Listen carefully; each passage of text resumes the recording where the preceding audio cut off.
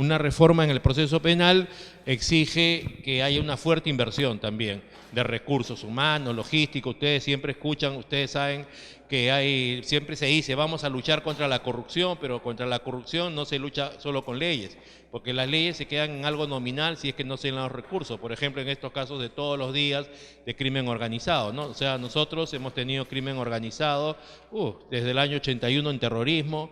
Después ya últimamente, el año 2001, se destapó el caso de Montesinos contra 1.300 imputados, teníamos vídeos, ustedes recordarán, muchos de ustedes estarían participando también en las informaciones, que el código antiguo, el del 40, no servía ni siquiera para procesar un caso de robo agravado común y corriente, y ahora teníamos que investigar y juzgar altos funcionarios de la República, ministro de Estado, teníamos que jueces supremos, fiscales supremos, jefe del Comando Conjunto de las Fuerzas Armadas, o sea, las más altas autoridades, se acordarán, Nicolás Hermosa, los de la salita del CIN. El tema está que también los dueños de los medios de comunicación social también estaban metidos acá, y condena, que le llaman los diarios chicha, y entonces también los dueños de canales de televisión. Están los vídeos, ¿no? Los fajos de billetes que les entregaron, nadie sabía que los estaban filmando y después se destapó todo, y el tema está entonces, si el código del 40 no servía para casos comunes y corrientes, menos iba a servir para poder investigar aparatos organizados de poder y con el máximo poder público y poder particular, ¿no? Y entonces se tuvo que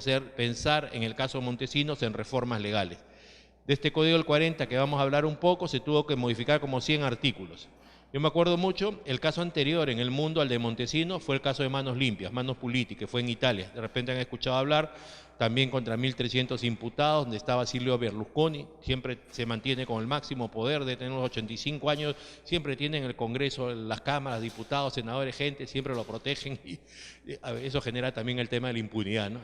Tiene el máximo poder en los medios de comunicación social, canales de televisión, prensa escrita, o sea, domina todo el tema, ¿no?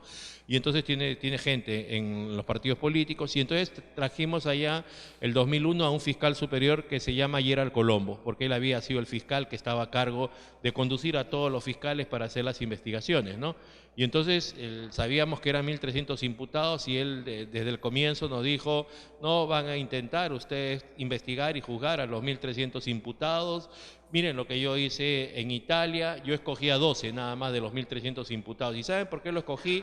Porque en la sala de audiencia solamente habían 12 sillas para que se sienten y para poderlo juzgar. Entonces parecía que se estaba burlando de nosotros, ¿no? Pero en realidad lo que nos estaba diciendo es que había que escoger a los peces gordos, había que escoger a los líderes, porque tampoco habían recursos en Italia, y por lo tanto si tú ibas a diseminarlo, en investigar a cualquiera, al final no ibas a tener capacidad para poder investigar y juzgar a los líderes de la organización criminal, ¿no? Y eso es lo que nos estaba diciendo a nosotros en esa época, seleccionen, no va a ser posible que eso sea así. La verdad que no le hicimos caso. Ustedes se acordarán, empezamos con un caso que no era el más importante de crimen organizado, que fue el caso contra una señora, ¿no? Una señora que tenía una vinculación con Montesinos, que fue un caso de tráfico de influencia, porque él habló con el presidente de un banco para que le den crédito a su tío, y con eso arrancamos, con ese caso, ¿se acuerdan? No era el caso más, era un caso hasta discutible, el caso le llamaban solo por amor, ¿no? Entonces, que este caballero habló con la gente del banco para que le den crédito al tío, pero así empezamos, ¿no? Y así, poco a poco, se fue tratando de resolver los casos, porque al comienzo se quiso investigar a los 1.300 juntos, imagínense, no se puede investigar a 1.300, ¿cómo se haría?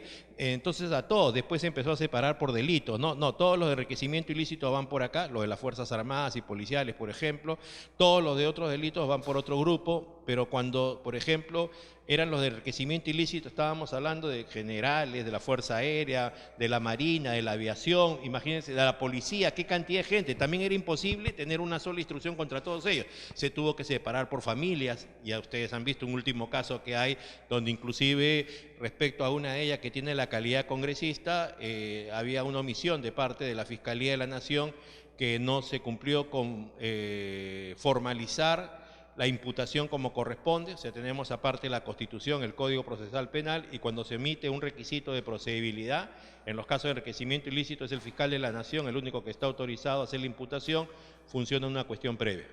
se cae todo el caso hasta el comienzo, se puede regularizar, pero estábamos hablando de hecho del 2000, imagínense, eso ha sido hace 2 o 3 años más o menos que ha ocurrido, porque los bandidos también tienen derecho, eso es lo que se tiene que entender, o sea, no se trata solamente de eficiencia, acá hablamos de un proceso penal donde hay que buscar evitar que haya impunidad, hay que tratar de darle una respuesta a la víctima, a la sociedad, pero no de cualquier manera. Eso quisimos hacer con los investigados y juzgados con terrorismo del 92 al 2000. ¿Y qué pasó? El 2001 nos demandaron y fuimos los más conocidos en la Comisión y en la Corte Interamericana por violar derechos humanos. ¿Por qué? Porque no le dimos garantías. Entonces hoy día de lo que se habla es de encontrar un punto de equilibrio entre garantías y eficiencia, un punto donde converjan ambos, ¿ya? Entonces la cuestión es que más o menos ya habían pasado 16 años, porque esto arrancó el 2001, las investigaciones y los juicios contra 1.300 imputados, y en diciembre del 2016 se destapa otro caso, que es el caso de Brecht, ¿no? Se destapa el caso de Brecht y el asunto está que ya los juzgados que habían visto los casos contra el señor Montesinos y 1.300 imputados estaban desactivados, las fiscalías también estaban en liquidación, pero ya teníamos toda una doctrina judicial en la Corte Suprema. Le voy a poner un ejemplo muy simple para que entiendan. Si una persona mata a su padre y otro que no es hijo del señor contribuye, del 2001 para atrás, se decía que había una ruptura del título de imputación. El hijo respondía por parricidio y el que contribuía a la comisión de la muerte del padre por homicidio simple. Parricidio es una figura agravada del homicidio, es un homicidio calificado, la pena es de 15 a 25 y el homicidio simple es de 6 a 20. Pero del 2001 para adelante, para delitos contra la administración pública, se tuvo que cambiar esa doctrina en el sentido que va a haber unidad del título de imputación. Por ejemplo, en la colusión ilegal, ¿no? Colusión ilegal es cuando en los contratos, suministros, adquisiciones, se ponen de acuerdo funcionarios públicos con particulares para perjudicar al Estado, ¿no? El Callao, por ejemplo, el gobernador regional que no aparece hasta ahora, ¿no? Entonces el tema está entonces que ahí va a intervenir siempre un funcionario público. ¿Quién va a ser? El que trabaja para el Estado, por ejemplo el gobernador regional o por ejemplo un alcalde, pero tiene que ponerse de acuerdo con un particular que va a ser el dueño de la empresa, le llamamos en la jerga latina extraneus, tiene que ponerse de acuerdo. ¿Para qué? Para perjudicar al Estado. Pero para cometer un delito contra la administración pública hay que tener una calidad especial, hay que ser funcionario público, hay que trabajar para el Estado. Incluso con el caso del señor Montesinos, esta jurisprudencia cambió porque en esa época él no era funcionario público, él no estaba nombrado, no tenía resolución, entonces se modificó en el Código Penal. Tenemos un artículo 425 para decir también que los que tienen un poder de hecho y laboran para el Estado también son funcionarios o servidores públicos. O sea, se tuvo que cambiar la interpretación porque la idea es que no haya impunidad. Conclusión, el funcionario público que tiene la calidad especial de funcionario público responde como autor del delito de colusión. Pero el particular no puede ser autor porque ya le digo no es funcionario público, pero si no fuera por su importante contribución no se hubiera podido cometer el delito. Pero sí, entonces nosotros decimos en penal que hay distintos grados de autoría y participación. Él va a responder como cómplice primario. Cómplice es el que aporta para la comisión del delito y depende si es sustancial el aporte, es primario, la pena es igual que la del autor y eso es lo que ha pasado con la mayoría de imputados que eran particulares en el caso de los 1.300 que ha habido entre el señor Montesinos y por esa organización criminal, ¿no? Y eso se ha mantenido.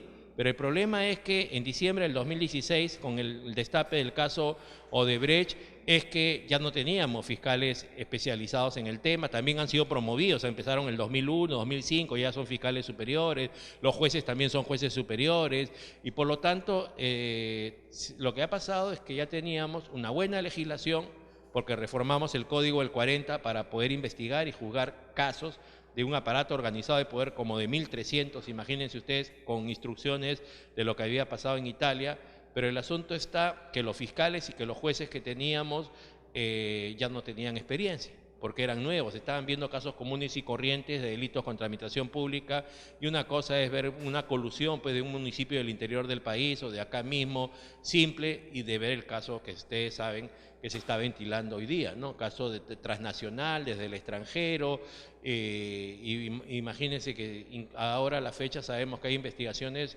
incluso contra 4 gobiernos, ¿no? Y bueno, entonces vamos a hablar también un poco más de eso.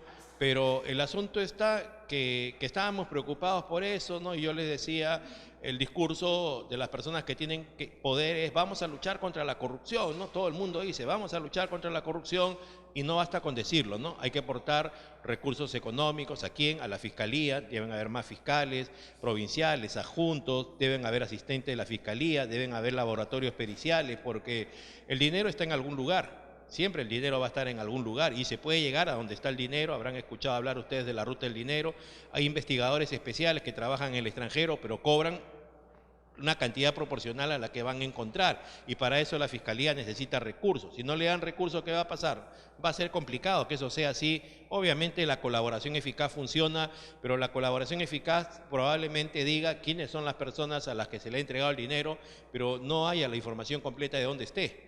Los paraísos fiscales, ¿no? Estos lugares que se está tratando de combatir, ¿no? Pero en julio del 2018 salió un nuevo problema, los cuellos blancos, ¿no? Con el tema del Callao. O sea, estamos manejando, investigando y juzgando el tema de Odebrecht y se destapa el caso de los cuellos blancos, ¿no? Con los audios del Callao y la cosa esta, que ustedes conocen muy bien el tema, y después en las interceptaciones telefónicas también se establece que habrían fiscales y jueces y altas autoridades del sistema de justicia que estarían involucrados, y es ahí donde se eleva todo esto al fiscal de la Nación, ¿no? Al fiscal Pablo Sánchez Velarde, al fiscal de la Nación, porque en nuestro sistema procesal, esto lo hemos copiado de España, los altos funcionarios públicos, presidente de la República, ministro de Estado, jueces supremos, fiscales supremos, magistrados del TC, tienen privilegios procesales. Lo que quiere decir es que para poder iniciar un caso penal, primero el Congreso tiene que desaforarlos, tiene que hacer una acusación constitucional, que es lo que estamos viendo todos los días de las noticias que ustedes propalan. Si ellos no autorizan, no podemos hacer nada. Una vez que autoricen, ¿qué va a pasar? Va al fiscal de la Nación, y el fiscal de la Nación va a hacer una formalización, una disposición de imputación, y ahí designa un fiscal supremo. Ese fiscal supremo formaliza la investigación preparatoria y llega a un juez de la Corte Suprema, y ahí arranca el caso, ¿no? Ya el fiscal va a realizar los actos de investigación, muy parecido a lo que hacen los fiscales que ven casos de corrupción acá al frente, en Zavala, pero se supone que ellos son fiscales de otro nivel, y también quien va a controlar el trabajo que ellos hagan, si es exceso, hay un juez de la investigación preparatoria de la Corte Suprema, ¿no? Se supone que la idea es que, como son fiscales y son jueces que tienen muchos años de abogado, de jueces y fiscales, tienen más experiencia, y por lo tanto se puede garantizar mejor los derechos de estos altos funcionarios, ¿no? Y entonces, si hay apelaciones de las incidencias que hayan, prisiones preventivas, tutelas de derecho, excepciones, eso va a ir a una sala penal especial de la Corte Suprema para altos funcionarios, y ahí trabajo yo. Desde agosto del 2018, cuando estaba el doctor Víctor Prado de presidente, y en esta situación que se produjo grave para el sistema de justicia, se decidió crear a dedicación exclusiva este juzgado de investigación preparatoria y esta sala penal especial. De agosto del 2018 hasta el Código del 40 siempre fue adicional al trabajo de las salas penales de la Corte Suprema. O sea, yo trabajo 10 años como juez de las salas penales de la Corte Suprema, la permanente, la transitoria. O sea, además de eso, yo en algunos casos era juez de investigación preparatoria, y en otros casos ya era juez de la sala penal especial, ¿no? Entonces, lo que se quiso es mandar el mensaje de decir, estos casos son delicados, le interesa al Poder Judicial atender como corresponde, porque siempre el problema en la calidad de las resoluciones tiene que ver la excesiva carga que tenemos en la Corte Suprema, y por lo tanto hoy día hay una carga razonable de casos, se puede atender bien, se puede estudiar muy bien los casos, tomar decisiones, y la Fiscalía nos siguió a nosotros. Entonces también tienen fiscales supremos que se van a dedicar exclusivamente a investigar estos altos funcionarios. No es que esté atiborrado de casos, de investigaciones, porque eso también contribuye a que haya retardo, ¿no? Y entonces ahora el asunto está que vamos a bajar a este tema. En el Código Procesal Penal el proceso general se llama común, pero hay 8 procesos especiales. Uno de esos procesos especiales es contra estos altos funcionarios de la República que yo les decía. No voy a hablar más de eso, voy a hablar ahora de terminación anticipada y de colaboración eficaz, pero más adelante. Entonces, ¿cuáles son las etapas del proceso? Investigación preparatoria, fase intermedia y juicio, ¿no? En el juicio se va a poner una sentencia, hay un recurso de apelación. Además, es posible que del recurso de apelación también haya lo que se llama un recurso de casación, como ahora, ¿no? Ahora están discutiendo un tema, quiénes son los magistrados que van a intervenir en un recurso de casación, pero el asunto está que lo que siempre se garantiza es que hay una apelación. una apelación siempre, para que haya una revisión del juicio de hecho, del juicio de derecho, o sea, de la valoración de los elementos de convicción o pruebas y juicio, y después si se ha aplicado bien el derecho. Eso va a haber siempre contra sentencias o autos finales. La casación es excepcional. La casación va a ser porque se entiende que en este caso hay una violación a la Constitución, decimos a normas procesales, a normas sustantivas del Código Penal, decimos que hay falta de motivación y logicidad de la motivación, o si no, nosotros en el área penal, desde el año 2004, tenemos aproximadamente 200 jurisprudencias vinculatorias. O sea, la idea es que con la finalidad de que cada juez no haga lo que le dé la gana, en la Corte Suprema queremos que haya seguridad jurídica, que se unifique, que haya previsibilidad y sobre todo que haya igualdad. En el Perú solamente hay un código penal para todo el Perú, un código procesal penal, y si el caso es igual en Lima, en Loreto, en Tacna, Tumbes, la solución también tiene que ser la misma. Y por lo tanto, por eso es que la Corte Suprema tiene jurisprudencia vinculatoria, aproximadamente unas 200 para determinados temas, y que es lo que los fiscales y los defensores le exigen a los jueces cumplir. Un juez podría apartarse de esta jurisprudencia vinculatoria de la Corte Suprema, pero tendría que decir cuáles son las razones nuevas que la Corte Suprema no ha tocado para que lo haga, porque la idea es que no puede actuar a su libre capricho, sino también tendería el tema de la corrupción. Incluso nosotros, los jueces, hace 3 o 4 años tenemos una ley que se llama Ley de Carrera Judicial, que dice que si los jueces no cumplimos con la jurisprudencia vinculatoria de la Suprema en penal, es falta grave. O sea, te pueden separar el cargo y después destituir del cargo. O sea, no es cualquier cosa, ¿no? Pues está bien, quiere ser imparcial, considera que no hay alguna cosa que hay que cambiar en la jurisprudencia de la Suprema, entonces que nos explique en qué consiste eso, ¿ok? Entonces, se llaman principalmente acuerdos plenarios de las salas penales de la Corte Suprema, donde se juntan todos los jueces de las salas penales de la Corte Suprema. Ahora hay 2 salas, ¿no se acuerdan que la segunda sala penal transitoria existió, pero por los problemas que hay desapareció? Ahora hay 2 salas nada más, la permanente y la primera transitoria, son 10 jueces, la sala mía somos 3 jueces, son 13 jueces que participan en estos acuerdos plenarios penales, se toma la decisión por mayoría y vincula a todos los jueces de la Suprema y a los jueces de las instancias anteriores, ¿ok? Pero también hay casos con el Código Antiguo, habrán escuchado hablar de recursos de nulidad, por ejemplo, o sea, en el proceso penal común, tenemos apelación siempre, porque los jueces somos seres humanos, nos podemos equivocar y hay que controlar la falibilidad, va a haber apelación. Lo que es excepcional es la casación. Demuéstrame tú que este caso tiene que llegar a la Suprema para hacer un pronunciamiento que más por el caso concreto sirva para establecer principios generales del derecho, ¿no? Por ejemplo, ahora hay una casación de una señora que está pendiente, la prisión preventiva. La verdad no conozco bien el tema de los agravios, pero la idea es que nosotros, incluso en el Congreso hoy día quieren reformar las reglas de prisión preventiva, que la última reforma ha sido el 2013. El 2013, la ley 30.076 modificó las normas que están vigentes sobre prisión preventiva. Han pasado 6 años nada más.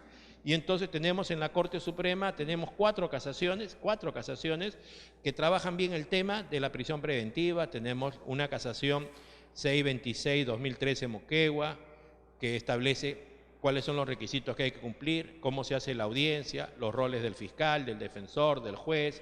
Otra casación 631-2015 de Arequipa, el tema de los arraigos, ¿no? Porque para que se imponga una prisión preventiva, el peligro procesal tiene que ser el más alto, ¿no? Pensamos que se puede ir, no va a ir a la investigación o puede perturbar los actos de investigación. O sea, no se impone una prisión preventiva como pena anticipada, no violando su presunción de inocencia, sino porque no confiamos en que él va a concurrir a la investigación o no confiamos en que él va a permitir que haya una investigación que sea objetiva, que va a perturbar los actos de investigación. Pero no es una cuestión de lo que se le ocurra al fiscal cuando haga su requerimiento de prisión preventiva o se le ocurra al juez, sino qué hay en ese expediente, le llaman los fiscales carpeta, qué elementos de comisión hay que demuestre un peligro procesal completo, de sustracción o de perturbación.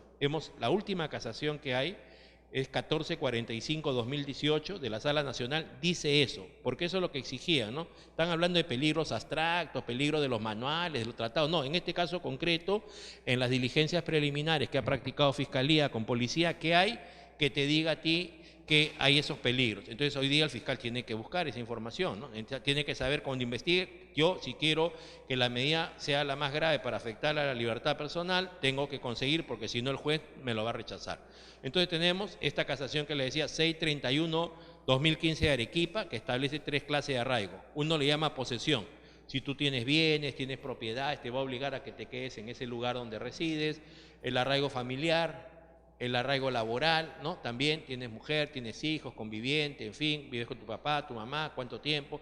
Y el laboral también, ¿no? No necesariamente tiene que ser que lo hagas en un solo lugar, podría ser que tengas que viajar dentro del Perú para hacer tu trabajo, pero estás trabajando igual, vives en Lima, viajas a Tumbes, puedes viajar a Tacna, puedes viajar a Loreto, pero siempre regresas, ¿no? O sea, porque los trabajos no tienen por qué ser solo en un mismo lugar, o sea, inclusive hay esa posibilidad de flexibilización, ¿no? Entonces, tenemos otra casación que es de Loreto. Uno entra a internet y al toque las encuentra. Casación de Loreto, pues sobre prisión preventiva, apariencia de verosimilitud del hecho como delito, y también ahí. O sea, el primer requisito para imponer una prisión preventiva a alguien es que hayan fundados y graves elementos de convicción de un delito y la vinculación del investigado. Entonces ahí hay que ver si efectivamente hay información respecto a la existencia del delito, si no, qué vinculación vamos a encontrar con el investigado, ¿no? Se va a discutir algo de eso en la audiencia, pero no es que se va a archivar, vamos a discutir ahí que no hay delito, porque ustedes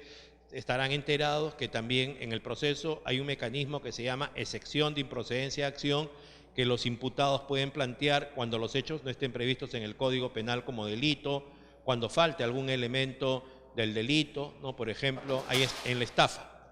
La estafa tiene varios elementos, estafa, ¿no? Es inducir error para producir un engaño, perjuicio patrimonial y provecho. Tienen que darse 4 cosas. Entonces, si falta alguno de esos elementos del delito, entonces no habría delito. Entonces, el abogado defensor de la persona imputada va a deducir una excepción de improcedencia de acción. Entonces, eso es una cosa diferente, porque una cosa es la audiencia de prisión preventiva y otra cosa es la excepción de improcedencia de acción. ¿Me entiende? Entonces, claro, los abogados siempre van a tratar de liberar o de librar a su cliente de las investigaciones, pero no lo pueden hacer de cualquier manera. Hay reglas y esas reglas se tienen que cumplir conforme estamos conversando, ¿no? Entonces, etapas del proceso penal: investigación preparatoria, fase intermedia, juzgamiento, hay apelación y hay casación.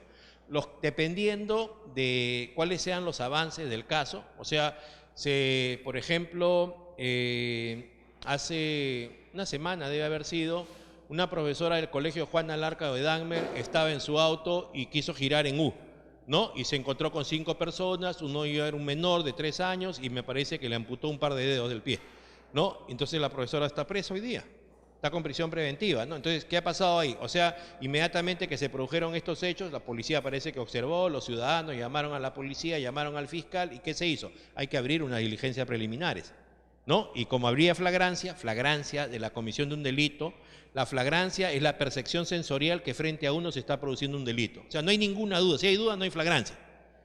Otro ejemplo. Ese tipo que se subió al bus y le echó queroseno a una chica, gasolina y le prendió fuego. ¿Hay alguna duda que estaba cometiendo un delito, un feminicidio? Ninguna. Entonces, pero va a haber algunos casos donde sí tenemos que razonar, ¿no? Hablamos de indicios, convertirlo en prueba indiciaria. Tengo un dato y tengo que descubrir otro dato para llegar al delito y varios datos, ¿no? Entonces, no, la flagrancia entonces permite que inmediatamente se pueda detener a la persona para investigarlo, dependiendo de que haya gravedad. En este delito lo había. Imagínate, son 5 personas que han sido víctimas de lesiones culposas graves. Digo culposas porque podríamos discutir también.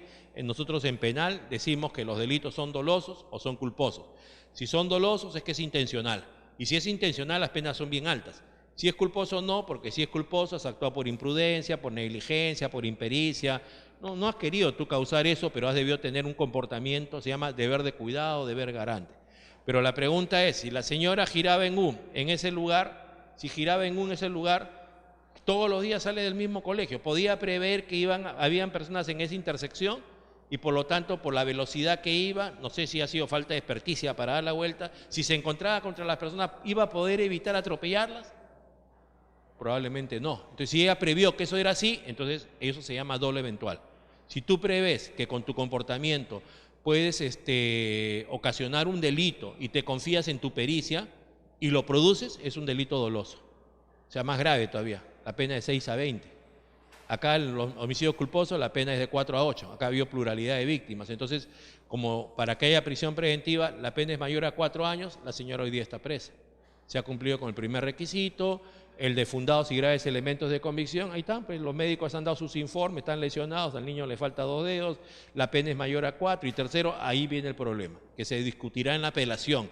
Hay peligro procesal que ella se sustraiga, si es profesora hace 30 años o 20 años en el Juan Alarco de Dagmer, es una ama de casa, es madre de familia, tiene marido, tiene hijos, ¿hay algún peligro que se sustraiga? Y lo otro es, ¿hay algún peligro que perturbe los actos de investigación? ¿Ella con qué poder de profesora va a perturbar? ¿Qué va a hacer? Si además ya está toda la información. Ha habido flagrancia, ahí están, las personas están lesionadas, hay videos, ustedes han filmado, otros han tomado fotos, al toque lo han llevado al médico, o sea, están los diagnósticos de los médicos. ¿Se puede cambiar eso? Podrán decir lo que quieran, después si quieren variar, pero no lo van a poder ayudar porque va a primar la primera declaración, porque se va a corroborar con la otra información que hay del hecho que ha ocurrido. Habrá que hacer la pericia también al vehículo, ¿no? Por la parte externa, porque si los ha golpeado habrá dejado lesiones en el parachoque, la altura de qué, de abajo de la rodilla, habrá que ver las lesiones también que tienen las personas, a qué altura fue, y con eso suma una cosa con otra, indicio con una. Parachoques 40 centímetros, la rodilla de la señora 40 centímetros de las víctimas, ahí está, pues ya que vas a discutir. Aparte, puede ser, porque no sé, girar en U, que se derrape la pista, ¿no? Y que queden algunas marcas, no sé, pero ya va la gente de tránsito, ¿no? Tenemos policía especializada en tránsito que va a calcular, dependiendo cómo hacen una reconstrucción, ¿no? Cómo haya sido el tema del giro, la velocidad y todas esas cosas, y además también hay que ver cuántos años tiene de brevete la señora. 3 meses, 3 meses, imagínate, y quiere girar en U, imagínate. No quiero decir que si hubiera sido hombre no lo hubiera hecho, ¿eh? Igual hubiera pasado, ¿eh? Porque yo tengo una confianza absoluta cuando las damas manejan. La verdad, yo me paro en la pista y digo, se va por un costado mío, no me va a atropellar. Imagínense, es un blanco fácil, ¿no? Es la confianza en la pericia de las mujeres, ¿no? Entonces, el asunto está que dependiendo de eso, se va a abrir diligencias preliminares, de ahí, no, ya termina la diligencia preliminares, porque ni siquiera declara también ella, ¿no? Si no se acoge la cláusula de no autoincriminación, el asunto es que se formaliza la investigación preparatoria y ahí lo que vamos a hacer es completar la investigación, ¿no? Falta algo de diligencias preliminares porque la idea es que no se repita, ¿no? No se repita. Entonces hay plazos, además, cuando hay diligencias preliminares, si no hay presos, son 90 días. Pero si hay preso, la Constitución política nuestra del Perú se reformó hace un año. Y acaba de salir la ley que lo implementa, podemos estar presos hasta 48 horas en flagrancia en casos comunes y corrientes.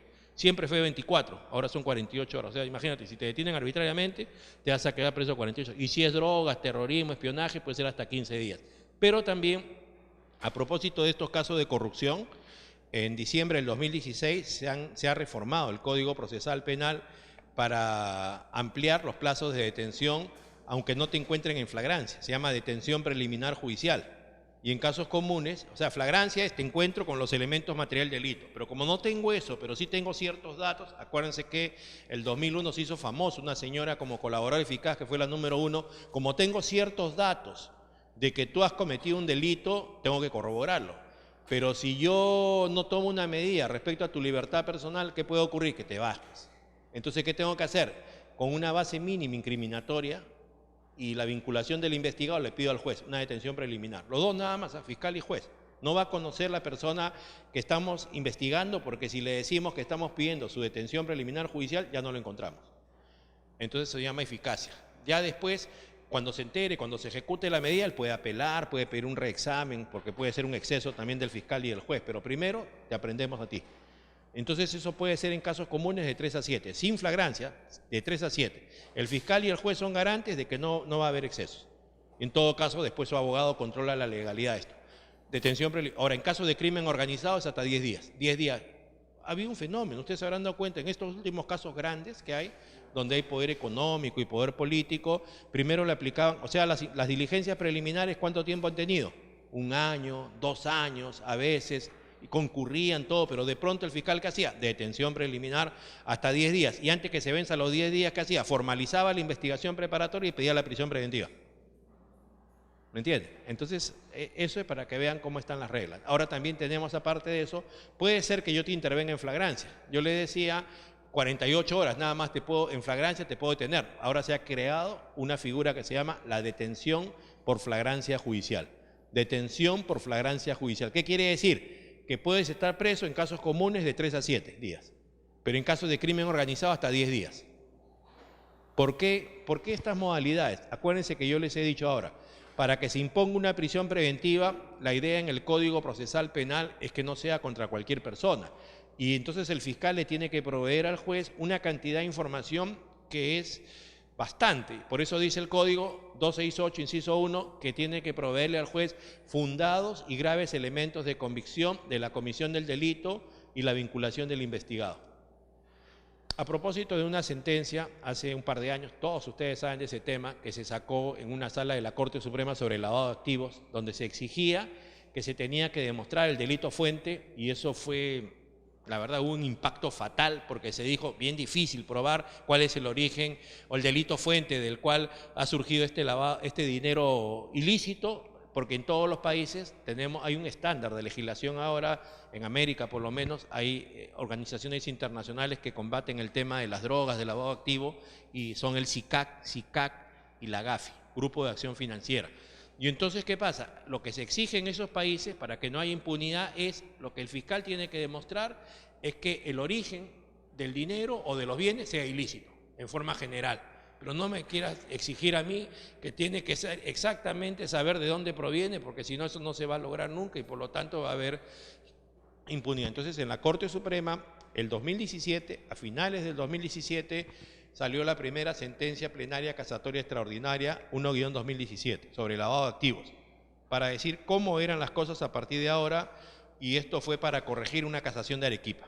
¿Se acordarán ustedes? Una casación de Arequipa que ponía una valla altísima al Ministerio Público y a los jueces para abrir investigación por lavado de activos, en el sentido que les acabo de explicar. Con esto cambió todo, pero además, en esa sentencia plenaria casatoria extraordinaria 1-2017 se estableció con qué cantidad de información un fiscal debe abrir unas diligencias preliminares, se dice con indicios simples, con qué cantidad se formaliza la investigación preparatoria, se dice indicios reveladores de la comisión de un delito, con qué cantidad se impone una prisión preventiva, con indicios graves, con qué cantidad se pasa de la etapa intermedia a juicio oral, se dice con indicios suficientes. O sea, va a haber en el proceso un principio de progresividad del ejercicio de la acción penal. Para que avance, la Fiscalía tiene que conseguir más información, porque eso se llama eficiencia, pero también hay que recordar que el imputado tiene derechos, puede estar afectado en su libertad personal, en sus derechos reales, le pueden haber embargado las cosas, en fin,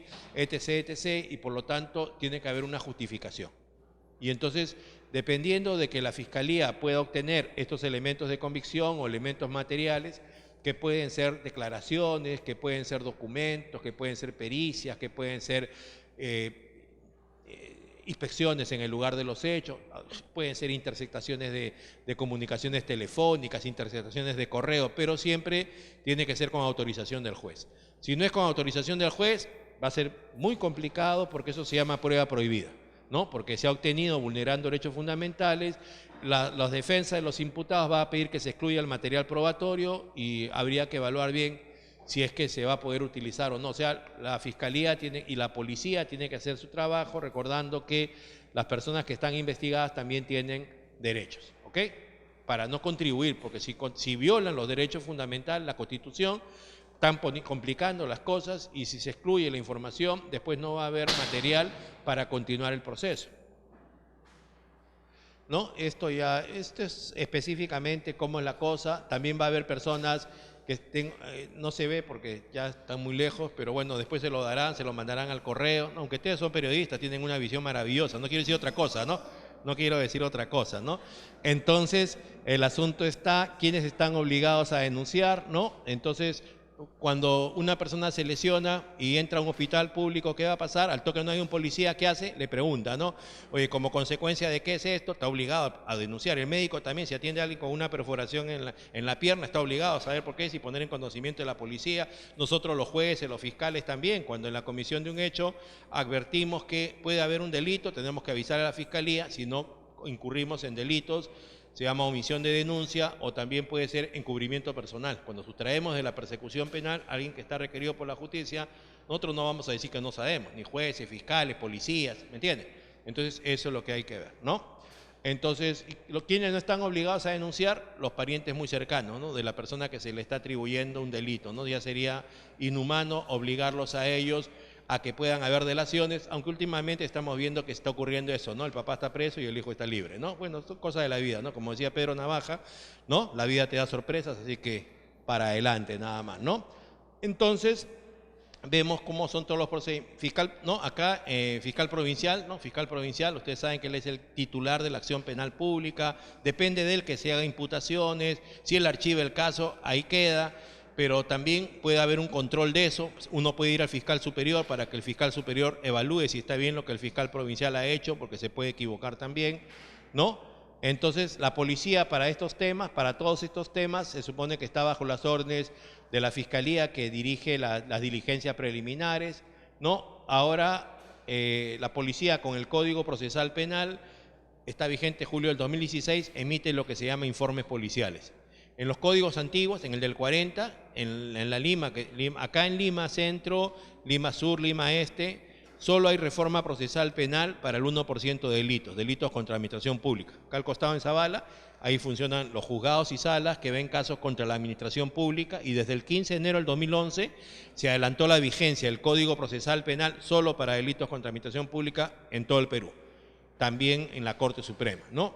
Entonces, la cuestión es que la policía ahora hace un informe policial y lo que va a hacer es adjuntar todos los elementos de convicción que haya diligenciado, ¿no? Declaraciones, como les decía yo, del denunciante, de testigos, acta de registro personal, domiciliario, incautación, en fin, ¿no? Y entonces esa información va a ir donde el fiscal para que lo evalúe, ¿no? En el Código del 40 se llamaba atestado policial y parte policial. La diferencia es que en el atestado y el parte, en el modelo antiguo, los policías calificaban jurídicamente el delito, como si fueran fiscales, jurídicamente el delito, pero también de hecho, ¿no? Los hechos son así, se han probado así. En el Código Procesal Penal está prohibido que los policías califiquen jurídicamente los delitos. ¿En qué artículo del Código Penal está previsto este hecho? ¿Está prohibido? ¿Por qué? Porque eso a quién le compete, al Ministerio Público, ¿no? Entonces, lo único que pueden hacer con el Código Procesal Penal es todos los actos de investigación, cuando lo autorice el señor fiscal o cuando haya flagrancia o inminencia de flagrancia. No voy a esperar que el fiscal me diga, porque imagínense, se pierden los elementos de convicción. En un caso de drogas, en un caso de homicidio, ¿no? O sea, empiezo a investigar, encuentro el cadáver, veo que hay indicios de la comisión del delito y después le paso la voz al fiscal sin que se pierdan esos elementos. ¿Han visto ustedes que en determinados... Hoy día he visto que a un muchacho lo han detenido porque en el interior de su vehículo había un cadáver, ¿no? Ahora en la noticia ha sido esa. Entonces, al toque, ¿qué va a hacer? No va a esperar que me diga el fiscal qué tengo que hacer si soy policía, ¿no? Al toque, pum, cerco todo y empiezo, tiene registro personal, ¿no? Registro personal del vehículo, también, perdón, vehicular y de la persona del registro personal, levanto las actas, le pregunto a él, abogado, que venga un abogado de oficio, no privado, o si no, tengo que traer un par de testigos. Tengo que cuidar el proceso. Si yo no cuido las garantías, después va a venir un abogado que sepa cuáles son sus derechos y me va a decir, ¿sabe qué? Esto no vale. Esto se lo han colocado, ¿no? Ellos suelen decir en su defensa, esto me lo han puesto, la droga, me han puesto el arma, me han puesto el otro. Entonces hay que cuidar eso. Paco, ha bajado de peso Paco, todo un ejemplo en el periodismo, ¿no? Cada vez más diligente Paco. Ha venido con su mejor traje, no sé, te quiere impactar Paco, ¿ah?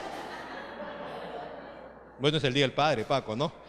Ya quisiera tener a alguien que me regale una corbata así realmente, ¿ah? Pero cumple con el primer requisito para ser periodista. Tiene sangre en la cara. Se le ha subido la sangre cuando le hemos hecho esa broma. O sea, quiere decir, la verdad que se mueren de envidia ellos, ¿no? Hay gente que se malogra la circulación, cosa que no tiene censura, controles de cualquier cosa. Usted no, Paco, ¿eh? Está en el PJ, pues, está en el Poder Judicial, pues tendría que hacer, ¿no? Está bien. Entonces, nada, acá sigue avanzando el tema del trabajo del Ministerio Público, sigue avanzando, ¿no? Les decía las posibilidades que hay, archivo de la denuncia, ¿no? La intervención de la policía. También puede ser que tengamos el delito, encuentran droga, pero no sabemos quiénes están involucrados. Reserva provisional de la investigación, ¿no? Han escuchado la de prescripción de la acción penal seguramente, ¿no? Que el tiempo destruye el delito, ¿no? También eso. Con el Código Procesal Penal es más difícil que los casos prescriban. ¿Por qué? Porque cuando la Fiscalía abre una diligencia preliminar o formaliza la investigación preparatoria, se suspende el plazo de prescripción. Y tiene que transcurrir uno igual al máximo de la pena más la mitad. Casi imposible que prescriba. Salvo que el hecho se descubra, pues supongamos, si es una estafa, el máximo de la pena son 6 años, que es el plazo de prescripción. Si la Fiscalía recién se entera después de 6 años, ya no puede abrir el caso, tiene que archivarlo. Pero si se entera antes de los 6 años, cuando abre diligencias preliminares, tiene que al toque formalizar la investigación y ya suspende ese plazo. Y se tiene que computar 6 más 3, o sea, el máximo más la mitad 9 años, ya no va a prescribir. ¿Me entiende? Con el Código Antiguo era diferente, ¿no? Con el Código Antiguo ahora se suspende el plazo de la prescripción de la acción penal con la formalización de la investigación.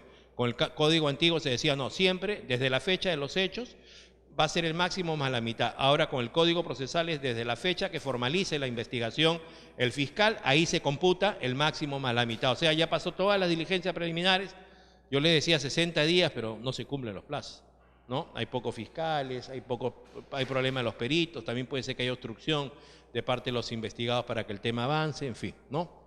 Y bueno, cuando ya se cuenta con la cantidad de información necesaria, se formaliza la investigación preparatoria. Se supone que la investigación preparatoria tiene un momento procesal de diligencias preliminares y otro de formalización y continuación de la investigación preparatoria. Les decía, no para repetir las diligencias o las actuaciones que se produjeron al comienzo, sino para completarlas. También puede ser necesario que no haya acusación directa, o sea, ya tengo todo ya, porque, por ejemplo, ahora omisión de asistencia familiar, ¿no? La gente que no paga alimentos en lo civil. ¿Qué tengo que investigar? Nada, porque se supone la mamá de los hijos me trae la copia de la sentencia civil, le decimos auto, porque cuando uno demanda en lo civil al juzgado de paz letrado porque no pasó alimentos, el juez admite la demanda y saca un auto. Pague usted, debe 3 meses, pague usted, bajo apercibimiento que si no paga se le va a denunciar penalmente. No paga, se hace efectivo el apercibimiento, va a la Fiscalía y la Fiscalía lo que va a hacer es citarlo. Mire, señor, pague, porque si usted paga le podemos archivar el caso. Se llama acuerdos reparatorios. Las penas son bajas, es de 1 a 3 años, la pena privativa de libertad, se puede archivar el caso. Y le conviene a él porque no va a tener antecedentes, no hay sentencia condenatoria y se puede permitir hasta 2 veces que eso pueda ser así. O sea, la idea es que hay que ver cómo se hace para que coman también los alimentistas. O también puede ser el tema de la conducción de vehículo de estado de ebriedad, ¿no? Conducción de vehículo de estado de ebriedad, más de 0.5 alcohol por litro de sangre, es una cerveza. Entonces, ¿qué va a pasar? Pum, al toque te intervienen, te van a hacer soplar el tubo, se llama prueba cuantitativa, de ahí te van a llevar al laboratorio, te sacan sangre, la prueba cualitativa, se confirma que tiene más de 0.5, ¿qué hay que investigar? Si el delito es cuando uno conduce un vehículo en estado de ebriedad y si eres público, más de 0.25. Entonces, conclusión, si quieres declaraste, punto, y con eso, ya con diligencia preliminar, nos vamos de frente a la etapa intermedia, se llama acusación directa. Ya no tengo que completar la investigación. Es más, ahora, ustedes sabrán, ahora cada vez hay menos, pero hubo un momento en el año 2015, el proceso inmediato.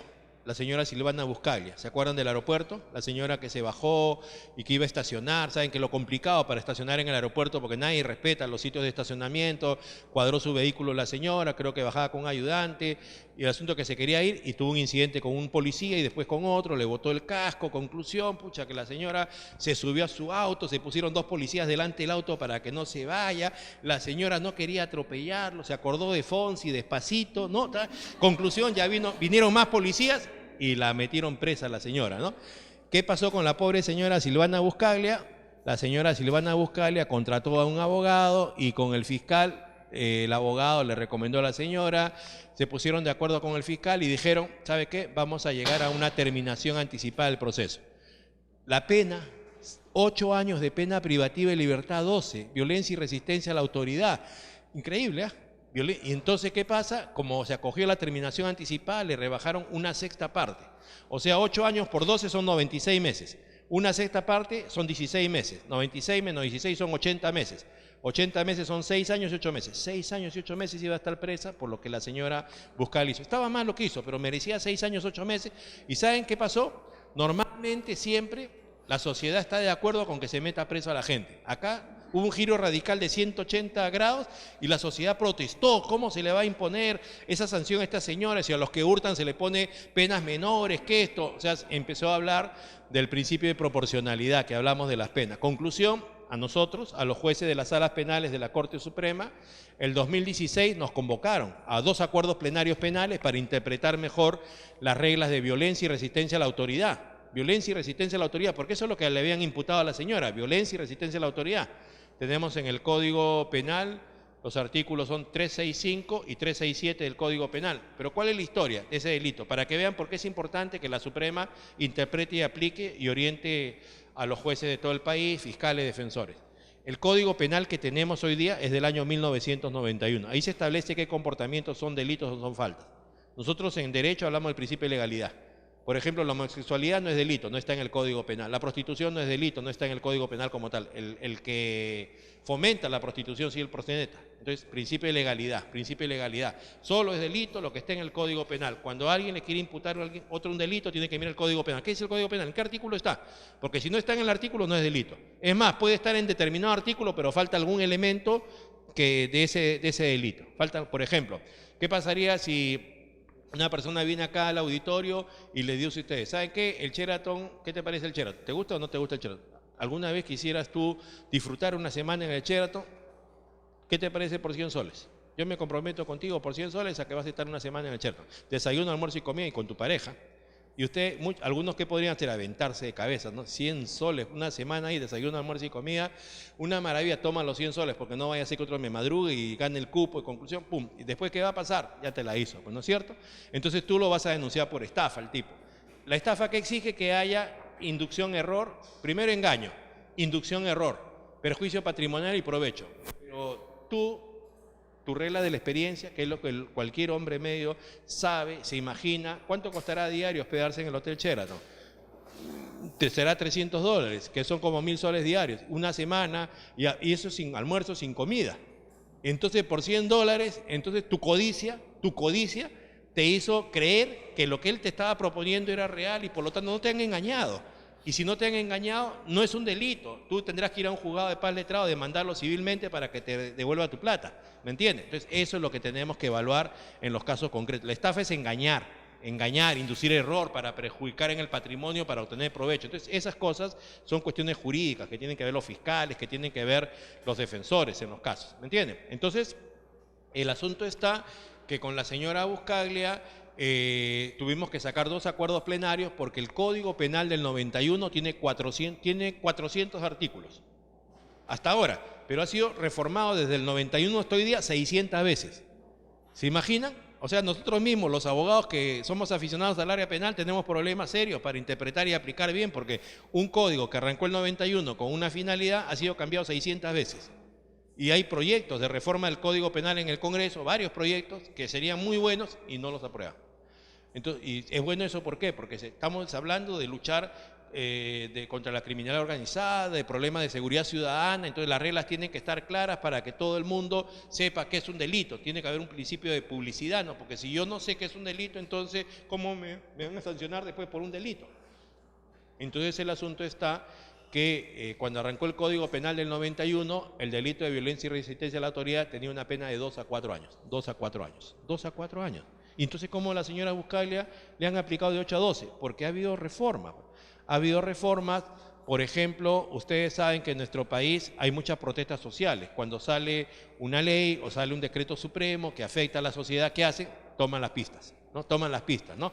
Ponen su bloque, sus piedras, sus cosas, toman, construyen y nos desgracian, porque en Huancayo hay una sola vía, o en la Panamericana Norte, la Sur, y entonces, conclusión, eso es violencia y resistencia a la autoridad, porque la policía te está diciendo, oiga señor, salga de acá, no esté acá, o viene el juez, viene el fiscal, y por lo tanto se agravó la pena de 5 a 8 años. Ya de 2 a 4 pasa de 5 a 8, hay una evolución histórica, pero hace 3 años, 4 años, ¿se acuerdan ustedes en el mercado de La Parada qué pasó? La señora Susana Villarán querían desalojar a los que estaban dentro del mercado de La Parada y se produjo un enfrentamiento terrible. ¿Y qué pasó? Botaron a los policías que estaban encima de los caballos, los lesionaron, los golpearon, todo. Se cambió la pena en el delito de violencia y resistencia a la autoridad y la pena aumentó de 8 a 12 años de pena privativa de libertad cuando el agraviado sea un policía. O sea, a la Buscaglia le han aplicado el caso de La Parada. Y calificaba igual el caso de la señora Buscaglia como el caso de La Parada. Era así la violencia, imagínense, vimos turbas de gente, ¿no? Con su máscara, con sus cosas ahí para evitar que los identifiquen, con palos, con fierros, quemaban cosas y todo. No, es igual. Entonces, ¿cómo le vas a aplicar la pena de 8 a 12 años? Entonces, por eso, lo que en la Corte Suprema hicimos el año 2016 es un acuerdo plenario penal sobre ese delito para decir, depende. de las lesiones que se haya ocasionado a la persona. Porque nosotros en penal tenemos faltas contra la persona, tenemos lesiones leves y tenemos lesiones graves. Y eso va a estar en función a la incapacidad para el trabajo o la asistencia médica que le produzcan las lesiones. Entonces, es falta hasta 5 días. Hasta 5 días. Le metes un combo a alguien, el médico dice incapacidad para el trabajo, asistencia médica son 5 días. Entonces, juzgado de paz letrado, no hay pena privativa de libertad. No interviene el fiscal tampoco. Pero si es más, ya va a la fiscalía, se supone que va al juzgado, te pueden condenar, poner una pena privativa de libertad suspendida. Cuando la pena es de 4 para abajo puede ser suspendida, la mayoría de veces suspendida, salvo que seas proclive a la comisión del delito. Ustedes, por ejemplo. Supongamos que hayan periodistas que agravian el honor de las personas. Siempre lo sacan en una portada y lo persiguen todo el tiempo, homosexual un día, ratero otro día y otra cosa. Entonces, ¿hay un patrón de conducta o no? O sea, a pesar de que la pena sea de 1 año a 3 años, ¿qué puede ocurrir? Que es proclive a la comisión del delito y por lo tanto, a pesar que es por debajo de 4, porque la pena es de 1 a 3 nada más, en delito de difamación agravada por los medios de comunicación social, la pena es de 1 a 3. O sea, ¿conocen algún periodista preso? No lo merecen, yo entiendo, ¿no? Pero digo, estoy preguntando en abstracto nada más, ¿no? Entonces la cuestión es que si la pena es por debajo de 4, no hay prisión preventiva, no hay condena efectiva, salvo que tenga antecedentes, salvo que sea proclive a la comisión del delito, ¿no? Que agravie el honor de las personas, porque también ese es un tema bien delicado, ¿no? La libertad de expresión y el derecho a honor, se entiende que ustedes siempre dicen que la mejor ley para regular la libertad de expresión es la que no existe. Entonces hay que ver el tema de proteger el tema del honor. Nosotros en la Corte Suprema tenemos un acuerdo plenario penal también bien interesante sobre libertad de expresión y el derecho al honor. Si algún día tienen tiempo, mírenlo porque les va a servir para hacer muy bien su trabajo y cuáles son los límites que hay. Entonces, conclusión, establecimos eso y de tal manera que ahora, cuando se produce delitos de violencia y resistencia a la autoridad contra policía, fiscales, jueces, hay que ver eso, ¿no? En cuál ha sido la magnitud de la resistencia y dependiendo de eso las penas pueden ser hoy día de 2 a 4 años, puede ser de 3 a 5 años y en los casos más graves de 8 a 12, ¿no? Entonces, en el caso de la señora Buscalia no calificaba para que sea eso. Entonces, eso obligó a que pase esto y también a que se reforme el proceso inmediato. O sea, la idea era que va a haber casos de flagrancia, los casos de flagrancia, basta con las diligencias preliminares, ya no se necesita hacer investigación preparatoria y nos vamos de frente a un juicio oral. O sea, va a ser rápido, un juicio oral que tendría que ser en una sola sesión en un día, sentencia, y de ahí viene el tema de la apelación. ¿Se dan cuenta? Entonces, más o menos ese es el panorama. Tenemos el proceso de colaboración eficaz. Lo de colaboración eficaz, lo último es lo siguiente. Bueno, hemos tenido colaboración eficaz desde el año 1981. Acá ha habido mucho terrorismo. Tenemos una serie de normas que había, decreto legislativo 46 para terrorismo en esa época. Después, por el caso de Montesinos y 1.300 imputados, 21 de diciembre del 2000, la ley 27378 fue la antigua ley de colaboración eficaz. Y por el caso de Brecht salió un decreto legislativo 1301 que mantiene más o menos las reglas de colaboración eficaz antiguas con un cambio bien importante para este caso que dice lo siguiente: siempre se prohibió que los líderes o dirigentes de organizaciones criminales se puedan acoger. Ese fue el cambio. Ahora lo van a poder hacer en la medida que delaten a otros que estén al mismo nivel y se compruebe. Está bien, porque si no, imagínate, organizaciones criminales son jerárquicamente organizadas, ¿no? Como en el caso Barrios Altos, ¿no? Con el señor Martín Rivas, había cabecillas, medios, ejecutores. Los ejecutores no sabían quién daba la orden. Acuérdense, tenemos sentencia contra un expresidente y también contra ese señor, pero se entiende que por todas las pruebas que ha habido, indicios, prueba indiciaria, eso ha tenido que ser así por todo el apoyo que ha habido de recursos logísticos, humanos, etc., y por lo tanto la cuestión va por esos lados, ¿no? Entonces hay que tomar en cuenta en la colaboración eficaz que eso es importante. Pero tuvimos el caso del gobernador regional del Callao, primer caso que se derivaba del asunto de Odebrecht. ¿Qué pasó ahí? Que la principal información para que haya una prisión preventiva contra el gobernador regional de ese lugar era la declaración de un colaborador eficaz que habría recibido $3 millones y él lo delató. El asunto es que el fiscal, cuando pide la prisión preventiva, debe aparejar qué elementos de comisión lo sustentan, pero no trajo la declaración del colaborador eficaz, y entonces si no trajo la declaración del colaborador eficaz, ¿cómo corroboraba el juez lo que oralmente le estaba diciendo el fiscal? Pero lo más grave es cómo lo defendían a ese investigado en la audiencia de prisión preventiva si no se sabía qué es lo que iba a utilizar en su contra, porque tiene derecho también a contradecir esa información. El juez tiene que ver bien si lo va a mandar preso o no, pero para eso la información de la mejor calidad va a ser cuando esté sometida a un test de credibilidad por la defensa del investigado. Y entonces, conclusión, después de que varias veces le pidió el juez al fiscal, entendió que si no le traía la declaración del colaborador eficaz, seguramente iba a resolver en contra. Lo trajo, declaró fundada la prisión preventiva, apelaron, fue a la superior, y en la superior lo que se estableció es que no se trata a última hora de traer la declaración del colaborador eficaz, porque yo necesito un plazo razonable para poderla leer, prepararme, investigar, ver otra información y contradecir. Entonces se dejó sin efecto esa prisión preventiva, que se haga otra audiencia, y ya no apareció más este señor. Ya no apareció más. Conclusión, hoy día salió un reglamento del Ministerio de Justicia, está vigente, 2017 JUS de Justicia, 7-2017 JUS, que establece que hay que acompañar siempre la declaración del colaborador eficaz. O sea, el tema es que son reservadas. Si son reservadas, el fiscal tiene que evaluar, tiene que decir, ¿me conviene pedir una prisión preventiva? Si lo hago, ¿qué voy a tener que hacer? Levantar la reserva y abrirla. Entonces mejor no pido la prisión preventiva. Sigo investigando, que esté en libertad. Cuando ya tenga todo el material, recién la pido y recién lo utilizo, porque si no puedo perjudicar la investigación, ¿no? Entonces eso es lo que ha quedado hoy día. O sea, el fiscal si va a utilizar, sí se puede utilizar declaraciones de colaboradores eficaces, porque si en casos comunes y corrientes, en un robo, se puede utilizar la declaración de un testigo o del denunciante. Pero no va a bastar eso para poder decir que tenemos la cantidad suficiente para imponer una prisión preventiva. Tiene que corroborarse, tiene que verificarse, igual con el colaborador eficaz. Igual, ya esta persona dice tal cosa, ya está comprobado que eso sea así. Si no está comprobado, no sustenta para una prisión preventiva. Tenemos hasta un artículo expreso, 158, en el Código Procesal Penal, que establece siempre que cuando se trata de declaraciones de colaboradores eficaces o testigos protegidos o testigos arrepentidos, ¿qué se necesita? Verificación de la información. Si no, no tiene el peso para imponer estas medidas.